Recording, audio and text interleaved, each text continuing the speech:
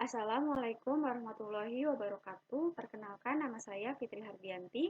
Saya akan memaparkan materi rasio keuangan dari mata kuliah seminar Manajemen Keuangan. Secara umum, laporan keuangan adalah laporan yang berisi pencatatan uang dan transaksi yang terjadi dalam bisnis, baik transaksi pembelian maupun penjualan dan transaksi lainnya yang memiliki nilai ekonomi dan moneter. Biasanya laporan ini dibuat dalam periode tertentu. Penentuannya ditentukan oleh kebijakan perusahaan, apakah dibuat setiap bulan atau setiap 1 tahun sekali. Terkadang perusahaan juga menggunakan keduanya. Laporan keuangan dibuat untuk mengetahui kondisi finansial perusahaan secara keseluruhan, sehingga para stakeholder bisa melakukan evaluasi dan cara pencegahan dengan tepat dan cepat jika kondisi keuangan usaha mengalami masalah atau memerlukan perubahan. Adapun suatu perusahaan didirikan untuk mencapai tujuan tertentu, yaitu memperoleh keuntungan atau profit yang optimal dengan pengorbanan yang seminimal mungkin. Laba atau rugi tidak jarang pula dimanfaatkan sebagai alat ukur untuk menilai prestasi kinerja perusahaan. Profit atau laba merupakan hasil keuntungan atas usaha yang dilakukan perusahaan dalam suatu periode tertentu. Pencapaian tingkat laba yang tinggi adalah tujuan dari suatu perusahaan untuk kelangsungan kegiatan usahanya. Laba yang diperoleh adalah selisih dari pendapatan semua biaya. Profitabilitas merupakan salah satu faktor untuk menilai baik buruknya kinerja perusahaan. Penilaian terhadap kinerja perusahaan sangat penting dan bermanfaat bagi perusahaan maupun pihak luar perusahaan, khususnya investor. Tujuan manajemen keuangan pada umumnya berkaitan dengan pengadaan, pengalokasian, pemanfaatan, dan pengendalian sumber daya keuangan. Tujuan-tujuan manajemen keuangan yaitu satu, untuk memastikan pasokan dana secara teratur dan memadai bagi perusahaan. Yang kedua itu untuk memastikan pengembalian yang memadai kepada pemegang saham yang akan tergantung pada kapasitas pendapatan, harga pasar saham, dan ekspektasi pemegang saham. Lalu yang ketiga untuk memastikan pemanfaatan dana yang optimal. Dana yang diperoleh harus dimanfaatkan secara baik dengan biaya yang paling minimum. Lalu yang keempat, untuk memastikan keamanan investasi. Dana yang diinvestasikan harus dipertimbangkan dengan baik sehingga tingkat pengembaliannya sesuai dengan harapan. Contoh pada investasi pada usaha yang aman dan berkembang sehingga mendapatkan tingkat pengembalian investasi yang memadai. Lalu yang kelima, dalam perancangan struktur modal yang baik, struktur modal harus memiliki komposisi yang baik agar dapat menjaga keseimbangan antara hutang dan modal.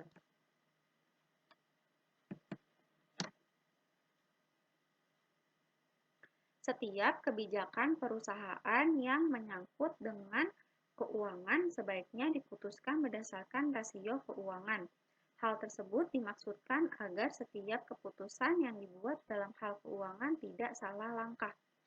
Pentingnya untuk berhati-hati dalam memutuskan kebijakan manajemen perusahaan, karena berhubungan dengan berbagai kepentingan perusahaan. Kesalahan menentukan keputusan akan berakibat pada kerugian.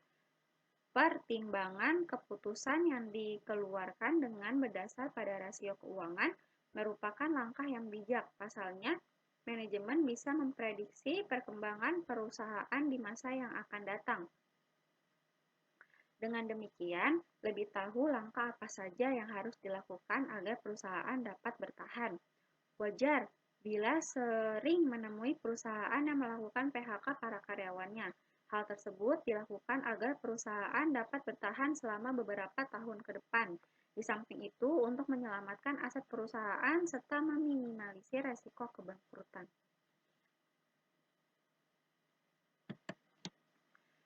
Fungsi analisis rasio keuangan selain menjadi alat ukur sehat tidaknya sebuah perusahaan, analisis rasio keuangan memiliki manfaat lainnya, yaitu satu, memperoleh evaluasi keuangan.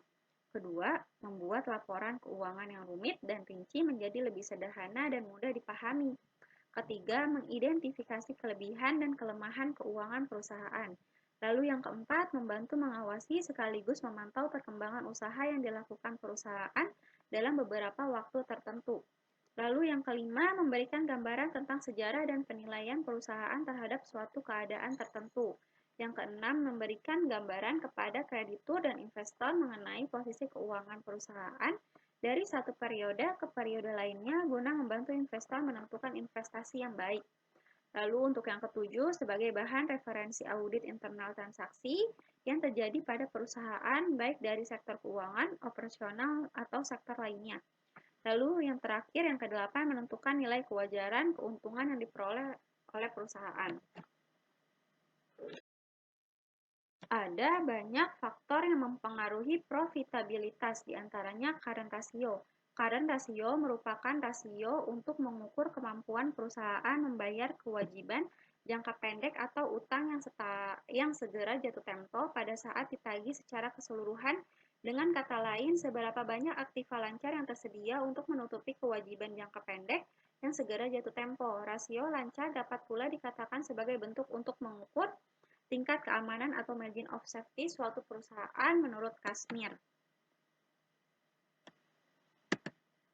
Lalu debt to equity ratio atau DER merupakan salah satu jenis rasio solvabilitas yang digunakan untuk melihat komposisi modal perusahaan.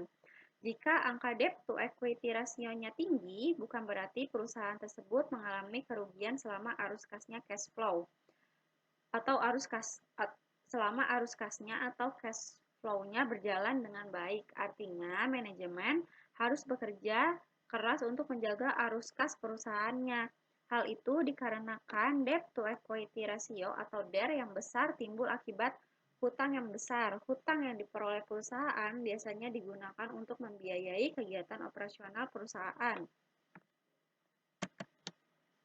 Lalu untuk pengertian rasio keuangan itu sendiri adalah salah satu metode analisa keuangan yang digunakan sebagai indikator penilaian perkembangan perusahaan dengan mengambil data dari laporan keuangan selama periode akuntansi sehingga dapat diketahui kinerja maksimum keuangan perusahaan itu sendiri. Rasio ini seringkali digunakan oleh manajemen perusahaan untuk memutuskan kebijakan-kebijakan yang diberlakukan oleh perusahaan tersebut terhadap penyelamatan aset perusahaan, sehingga tidak salah langkah dalam mengambil keputusan.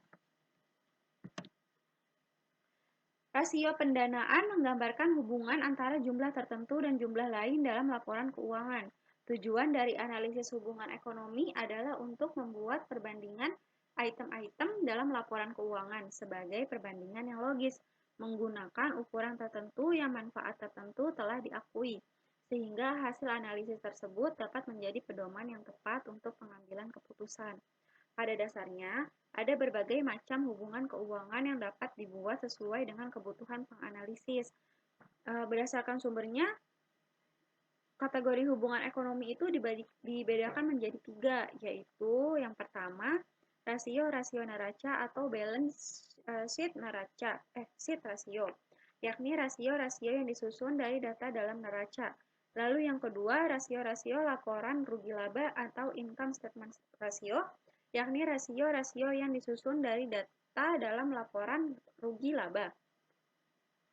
Lalu yang ketiga, rasio-rasio antar laporan atau intern statement ratio, yaitu rasio-rasio yang disusun dari data yang berasal dari neraca dan data lainnya yang berasal dari laporan rugi laba.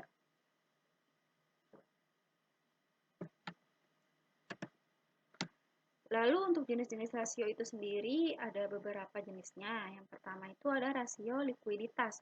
Rasio likuiditas adalah rasio yang menggambarkan kemampuan suatu perusahaan untuk melunasi semua kewajiban yang harus segera dipenuhi atau hutang jangka pendeknya. Perusahaan yang mempunyai cukup kemampuan untuk membayar hutang jangka pendek disebut perusahaan yang liquid. Sedangkan bila tidak disebut illiquid. Rasio likuiditas yang umum dipergunakan untuk mengukur tingkat likuiditas suatu perusahaan antara lain yaitu yang pertama ada current ratio. Rasio ini membandingkan aktiva lancar dengan hutang lancar.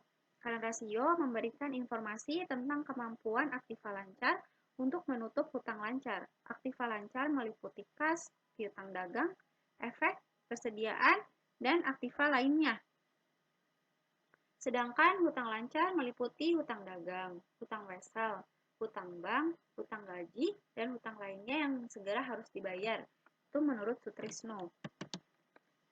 Lalu untuk rumus current ratio itu sendiri adalah current ratio sama dengan aktiva lancar dibagi hutang lancar dikali 100%. Semakin besar perbandingan aktiva lancar dengan hutang lancar, maka semakin tinggi pula kemampuan perusahaan menutupi kewajiban jangka pendeknya. Apabila rasio lancar 1:1 atau 100%, berarti bahwa aktiva lancar dapat menutupi semua hutang lancar. Jadi bisa dikatakan sehat jika rasionya itu berada di atas 1 atau di atas 100%. Artinya aktiva lancar harus jauh di atas jumlah hutang lancar menurut Harahap.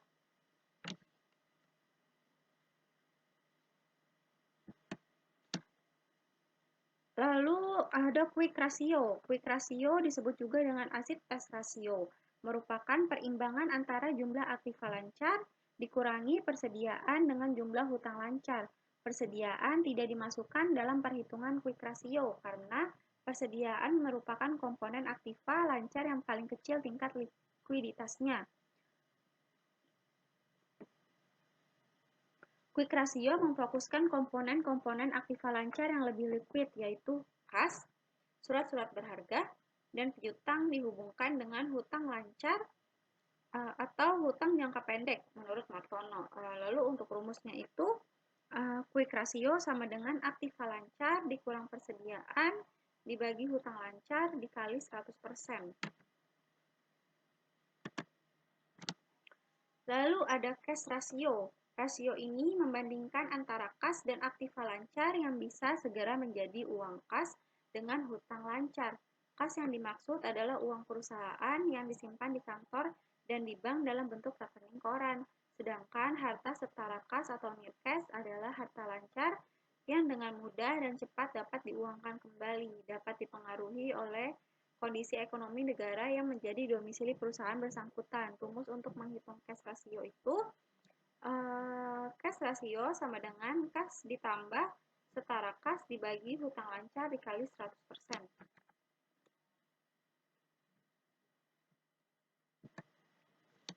Lalu ada rasio solvabilitas. Rasio solvabilitas adalah rasio yang menunjukkan kemampuan perusahaan dalam memenuhi segala kewajibannya, baik jangka pendek maupun jangka panjang apabila perusahaan dilikuidasi. Perusahaan yang mempunyai aktiva atau kekayaan yang cukup untuk membayar semua hutang-hutangnya disebut perusahaan yang solvable, sedangkan yang tidak disebut insolvable. Perusahaan yang solvable belum tentu illiquid, demikian juga sebaliknya yang insolvable belum tentu illiquid.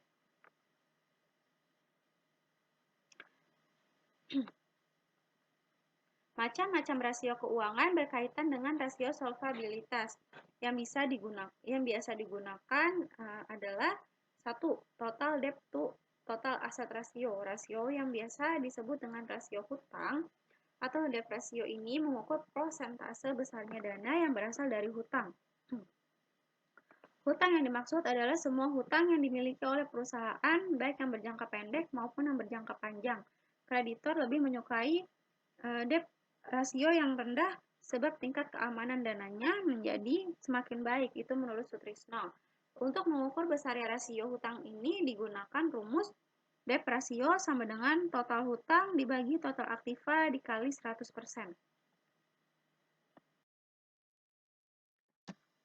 Lalu yang kedua itu debt to equity ratio, yaitu rasio hutang dengan modal sendiri adalah imbangan antara hutang yang dimiliki perusahaan dengan modal sendiri. Semakin tinggi rasio ini berarti modal sendiri semakin sedikit dibanding dengan hutangnya. Bagi perusahaan sebaiknya besarnya hutang tidak boleh melebihi modal sendiri agar beban tetapnya tidak terlalu tinggi. Semakin kecil rasio ini, maka semakin baik. Maksudnya, semakin kecil porsi hutang terhadap modal, maka semakin aman. Rumusnya itu yaitu debt to equity ratio sama dengan total hutang dibagi modal dikali 100%. Lalu yang ketiga itu rasio rentabilitas. Rasio rentabilitas atau profitabilitas adalah rasio yang digunakan untuk mengukur kemampuan suatu perusahaan dalam mendapatkan laba. Ditekankan pada rasio ini karena hal ini berkaitan erat dengan kelangsungan hidup perusahaan. Ada beberapa ukuran rasio rentabilitas yang dipakai, yakni yang pertama, profit margin. Rasio ini menghitung sejauh mana kemampuan perusahaan menghasilkan laba bersih pada tingkat penjualan tertentu. Rasio ini bisa dilihat langsung pada analisis current size untuk laporan rugi laba atau baris paling akhir. Rasio ini bisa diinterpretasikan juga sebagai kemampuan perusahaan menekan biaya-biaya atau ukuran efisiensi di perusahaan pada periode tertentu. Rumusnya itu profit margin sama dengan laba bersih dibagi penjualan dikali 100%. Lalu yang kedua itu gross profit margin. Gross profit margin merupakan perbandingan antara laba kotor yang diperoleh perusahaan dengan tingkat penjualan yang dicapai pada periode yang sama. Rasio ini mencerminkan atau menggambarkan laba kotor yang dapat dicapai setiap rupiah penjualan. Maka jika semakin besar rasionya, berarti semakin baik kondisi keuangan perusahaan tersebut. Rumusnya itu gross profit margin sama dengan laba kotor dibagi penjualan bersih dikali 100%. Lalu yang ketiga itu net profit margin. Net profit margin atau margin laba bersih digunakan untuk mengukur rupiah laba bersih yang dihasilkan oleh setiap 1 rupiah penjualan dan mengukur seluruh efisien baik produksi, administrasi, pemasaran, pendanaan, penentuan harga, maupun manajemen pajak. Semakin tinggi rasionya, menunjukkan kemampuan perusahaan menghasilkan laba yang tinggi pada tingkat penjualan tertentu. Tetapi jika rasionya rendah, menunjukkan penjualan yang terlalu rendah untuk tingkat biaya tertentu atau biaya yang terlalu tinggi untuk tingkat penjualan tertentu atau kombinasi dari kedua hal tersebut. Rasio ini juga dapat dihitung dengan rumus net profit margin sama dengan laba bersih setelah pajak dibagi penjualan bersih dikali 100%. Lalu yang keempat itu return on investment. Return on investment merupakan kemampuan perusahaan untuk menghasilkan keuntungan yang akan digunakan untuk menutup investasi yang dikeluarkan. Laba yang digunakan untuk mengukur rasio ini adalah laba bersih setelah pajak atau EAT. Rasio ini dihitung dengan rumus ROI sama dengan EAT dibagi investasi dikali 100%. Lalu yang kelima itu return on asset. Rasio ini disebut juga rentabilitas ekonomis, merupakan kemampuan perusahaan dalam menghasilkan laba dengan semua aktiva yang dimiliki oleh perusahaan. Dalam hal ini, laba yang dihasilkan adalah laba sebelum bunga dan pajak atau EBIT. Rasio ini dihitung dengan rumus yaitu return on asset sama dengan EBIT dibagi total aktiva dikali 100%. Lalu jenis rasio yang keempat yaitu rasio aktivitas. Rasio ini melihat pada beberapa aset kemudian menentukan beberapa tingkat aktiva tersebut pada tingkat kegiatan tertentu. Aktivitas yang rendah pada tingkat penjualan tertentu akan mengakibatkan semakin besarnya dana kelebihan yang tertanam pada aktiva tersebut. Dana kelebihan tersebut akan lebih baik bila ditanamkan pada aktiva lain yang lebih produktif. Beberapa rasio aktivitas yang digunakan adalah yang pertama, perputaran piutang.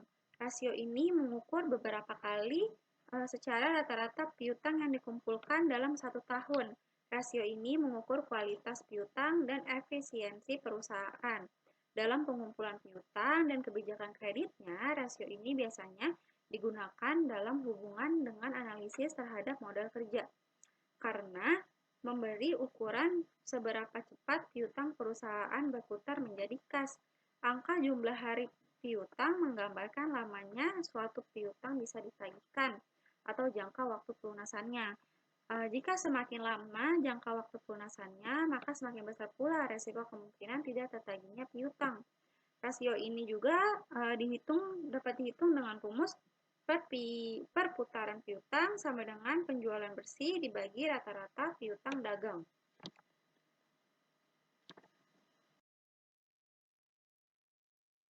Perputaran persedia. Yang kedua, perputaran persediaan. Seperti halnya perputaran piutang, rasio ini juga menggambarkan likuiditas perusahaan, yaitu dengan cara mengukur efisiensi perusahaan dalam mengelola dan menjual persediaan yang dimiliki oleh perusahaan.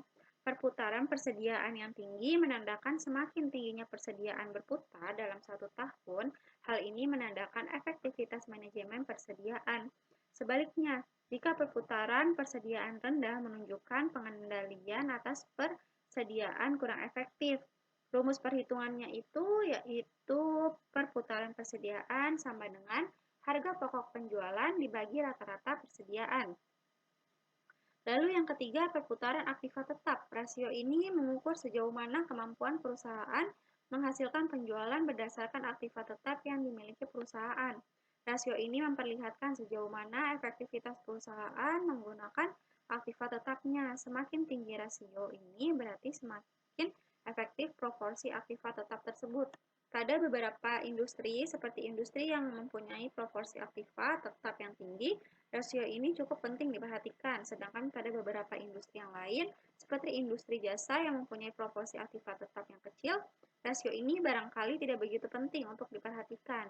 Perputaran aktiva tetap dapat dihitung dengan rumus sebagai berikut, yaitu perputaran aktiva tetap sama dengan penjualan dibagi aktiva tetap.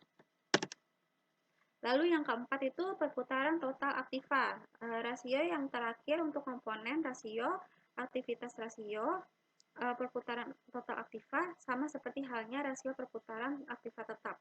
Rasio ini menghitung efektivitas penggunaan total aktiva.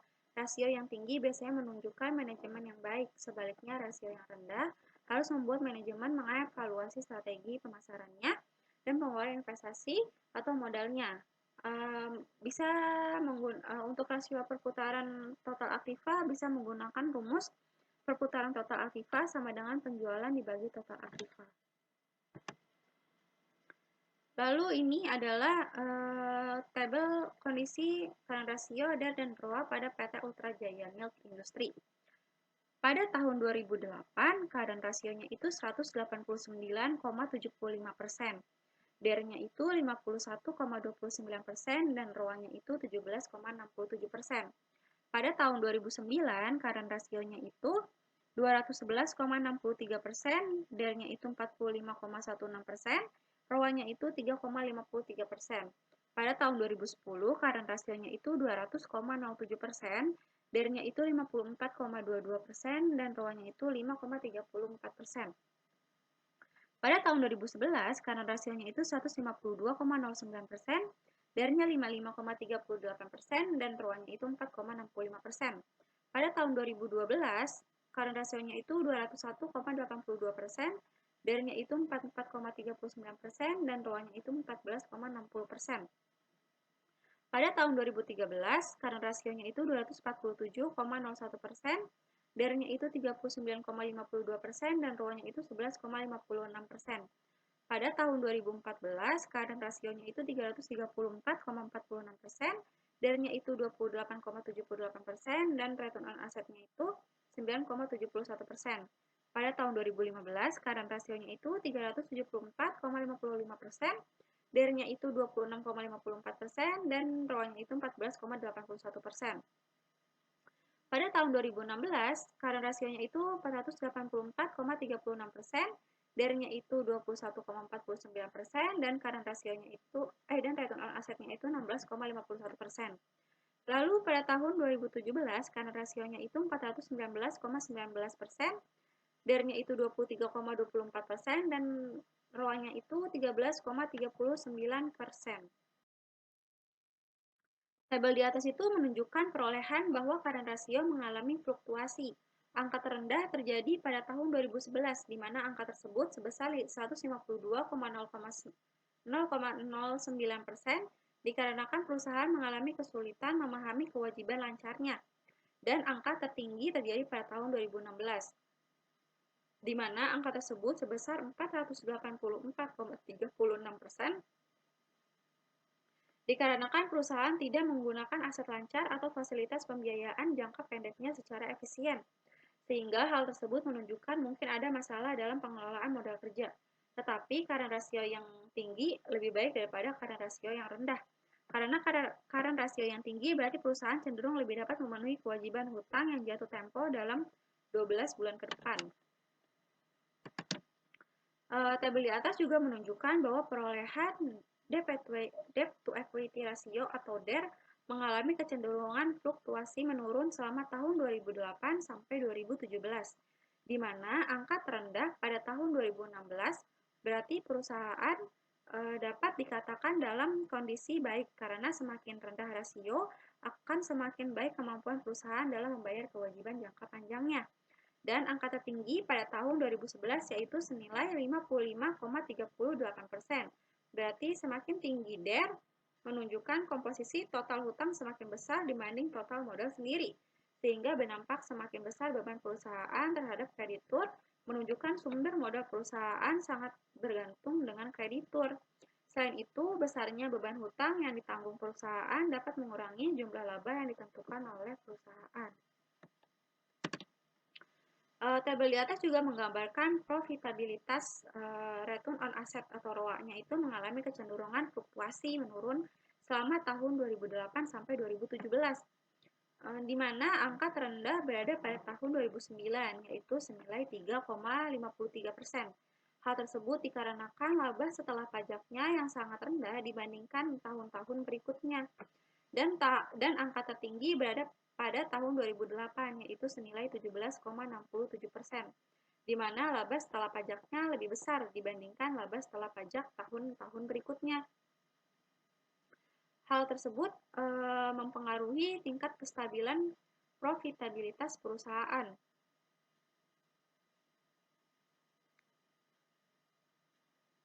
Profitabilitas merupakan kemampuan perusahaan dalam memperoleh laba dalam hubungannya dengan penjualan, total aktiva maupun modal sendiri.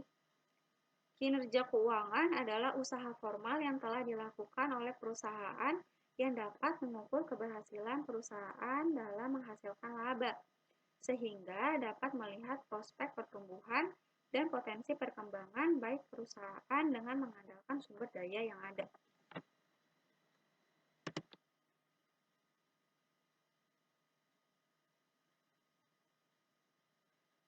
Suatu perusahaan dapat dikatakan berhasil apabila telah mencapai standar dan tujuan yang telah ditetapkan.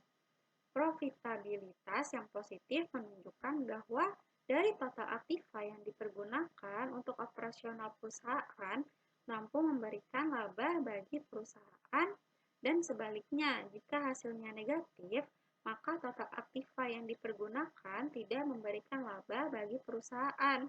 Kinerja keuangan memberikan penilaian atas pengelolaan aset perusahaan oleh manajemen, dan manajemen perusahaan dituntut untuk melakukan evaluasi dan tindakan perbaikan atas kinerja keuangan perusahaan yang tidak sehat.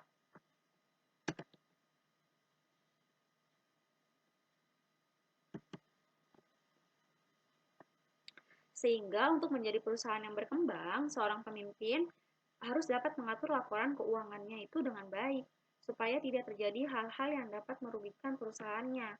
Selain itu, untuk menghindari penyimpangan di dalam keuangan perusahaan, maka perlu dilakukan analisis pada laporan keuangan tersebut.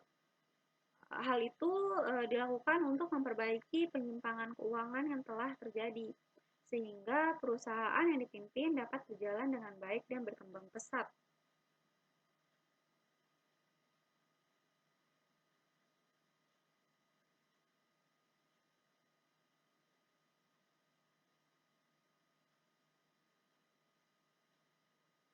Maka dari itu, membuat analisis laporan keuangan yang rapi, terperinci, dan sistematis merupakan hal yang penting dilakukan untuk mengetahui dan menilai kinerja perusahaan selama ini, guna dijadikan sebagai dasar acuan untuk menentukan langkah-langkah bisnis yang harus diambil di kemudian hari.